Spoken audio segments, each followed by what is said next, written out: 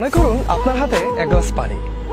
এখন এটা যদি 1 মিনিট ধরে রাখেন কোনো ব্যাপারই না, যদি 1 ঘন্টা ধরে রাখেন তাহলে হাত ব্যথা শুরু হয়ে যাবে, আর যদি একদিন টানা এভাবে ধরে রাখা হয় আপনার হাত একদম অবশ হয়ে যাবে। মজার ব্যাপার হচ্ছে এই পুরোটা সময় পানির ওজনের কিন্তু কোনো পরিবর্তন হচ্ছে না, কিন্তু আপনি যত বেশি সময় ধরে রাখবেন গ্লাস, এটা ততই ভারী মনে হতে থাকবে। আমাদের জীবনে রাগ, ক্ষোভ, ঘৃণার অনুভূতিগুলো এই পানির গ্লাসের মতো। হয়তো কারোর সাথে আপনার ঝগড়া, ভুল বুঝাবুঝি হয়েছে, অবশ্যই আপনার মন খারাপ হবে। এখন এটা নিয়ে আপনি যদি ভাবতে থাকেন আপনার কষ্ট আরো বাড়তে থাকবে। আর যদি মানুষটা কেন এভাবে বললো, কেন এমন হলো, এটা নিয়ে সারাক্ষণ মাথার ভিতর ভাবতে থাকেন, তাহলে কি হবে জানেন? মানুষের প্রতি ঘৃণা বাড়তে বাড়তে এমন একটা পর্যায়ে পৌঁছে যাবে যে সেটা হয়তো আর কখনোই দূর করা সম্ভব হবে না।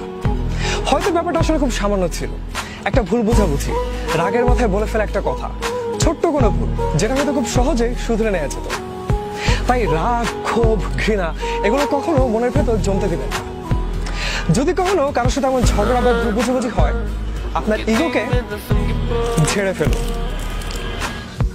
মানুষটার সাথে ঠান্ডা মাথায় খোলাখুলি কথা বলুন, দেখবেন সব ঠিক হয়ে যাবে।